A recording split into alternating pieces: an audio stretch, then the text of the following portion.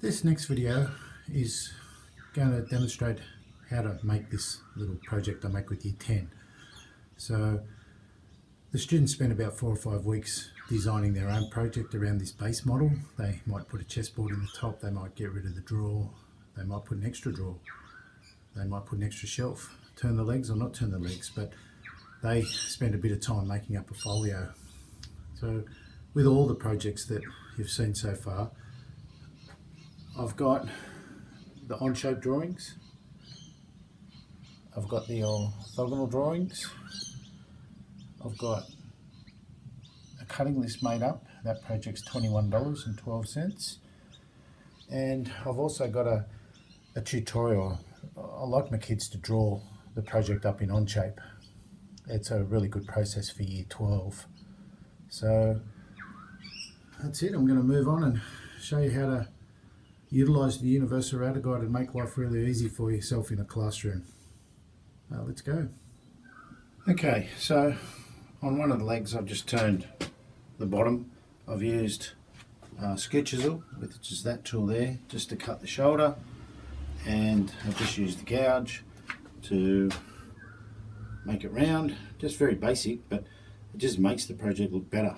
And if you have a look at two of the legs, the one end's been sawn with a tenon saw down about 5mm deep for the live centre, or the spur centre, and the other end, it fits into the tailstock. Just draw your diagonals and drill about a 3mm hole, 5mm deep, and then you can mount your piece of timber between centres and turn the bottom. Okay, to get your shoulders right, I just always put a pencil line there on the bottom of the shoulder and the top of the shoulder so that you can use your skew chisel. You'll see those little lines there spin around once you turn the timber on. But that just helps. Don't sand everything up. If you make a mistake with one of the legs, you can just adjust them. I always sand last, once you've got all four matched. Okay, got the legs turned. One of the legs is in the Universal Router Guide, but that 40mm rail has been marked out on one leg, and that 140 has been marked out on that leg, and the stops have been set up in relation to where the router's got to stop on both the top and the bottom rails. So the router will move in between those stops and cut a 40mm groove, and it will move and cut for the top rail, and you'll notice that the piece of timber is flush with the edge of the vise.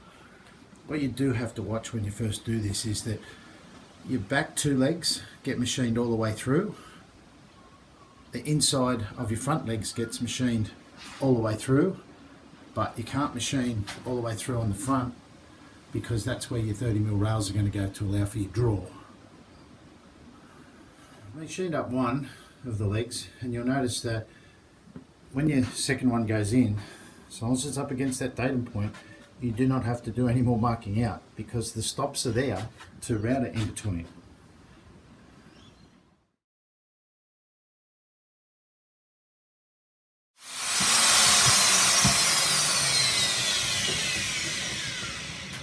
Okay, so that's as easy as it is for routing that, the groove in the top and the groove in the bottom, and now we'll put it back in up against the datum point and router the other one. When you remove this waste with the 12mm chisel, be confident, don't be afraid to give the chisel a good hit.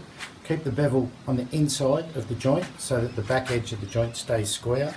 And I've hit all these like once or twice straight down and remove the waste, and then I often just get a smaller chisel and just bevel down and just remove all that waste so that the rail is going to fit in nicely. But you'll do that demonstration with the students. Little table's starting to come together. It's just sitting there, nothing's glued yet, and I've chiseled everything square, and I've put the top rails in and the front rails in. What I'm going to do now is I'm going to show you what goes on with the bottom, with the shelf and the rails. So I've got the bit of 40x12 set up in the Universal Router Guide, and I'm going to router a groove all the way through the piece of timber, and there's enough timber there for 2 rails. I can't fit one rail in the guide. There's too the vices are too far apart. So usually when I do it at school, I'll give the kids enough material for all 4 rails, and they'll machine right through one bit of timber and then cut the 4 rails up to 210. So I'll just do that demo and show you what goes on there.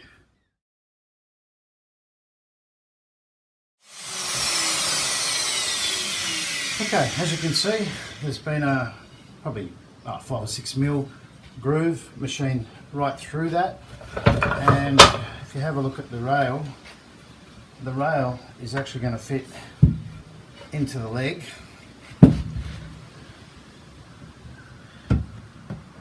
Okay, so the rail actually fits in the leg. I'm going to cut the rail off shorter, but what we can do now is we can pick up a point from where that's been routed so that we can then remove it on the drop saw, ready for a piece of plywood to go into the groove and into there. It just tidies everything up. It makes everything really good.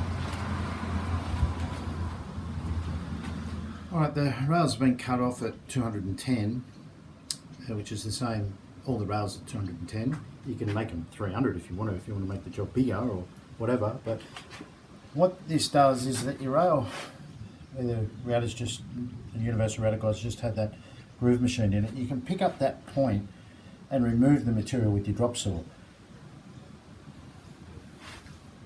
And your plywood will fit in perfectly.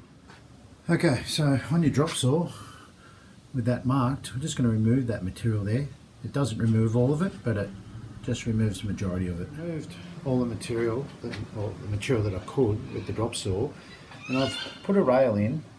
And when you put your rail in, if you move to this leg here, you can get a pencil and mark out where you need to get rid of the rest of the material with a chisel so that your shelf can fit in. Occasionally I've cut at 45 off each of the corner, but I find this a lot better, and look, you don't see it at the end of the day. So it's just one more little chiseling exercise, just so that when it all goes together, the shelf, that bit of material is not getting in the way and preventing everything from pulling together. Okay, so all that's been chiselled out. Look, keep the bevel on the inside of the joint. You've got to cut with the grain and across the grain. You've got to actually give the hammer or the mallet a good tap on the chisel to get rid of it all.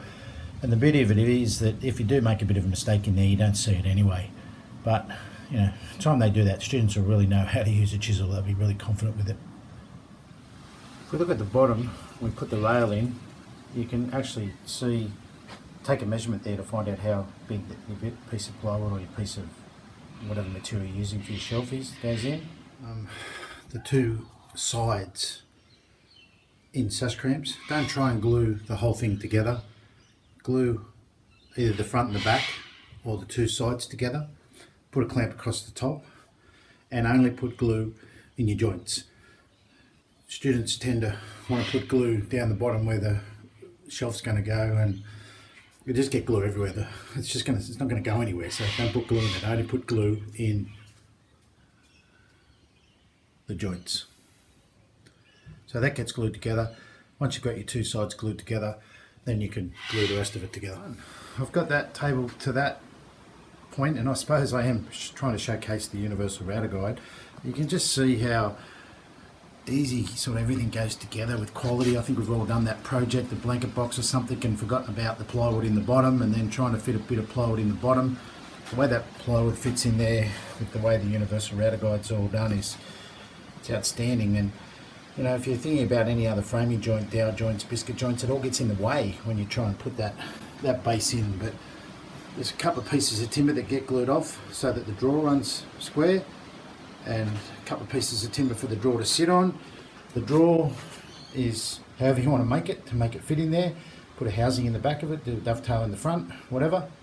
And yeah, that's the little project that kids love making. And I had 39 this year that made it, and 40, and I had one kid that didn't get there. He lost bits and pieces and gave up. But that's a pretty good indication of whether kids like things. And as I said before, they all designed them their own way. You know, some made them a little bit bigger, some didn't have a drawer, some put a chessboard in the top. I let the kids do a resin pour because I thought I was ripping them off a little bit in relation to what I usually do with Year 10. But That project there is no different to a Year 12 project once you make it bigger. So once they get the basics of the Universal Router Guide, look, it becomes really simple. It's decent finishes get put on jobs and inlays and laser cutters and all types of things for that range of skills to be improved. It's just a really easy little project when you think about using the Universal Router Guide and doing all your framing joints and all your panelling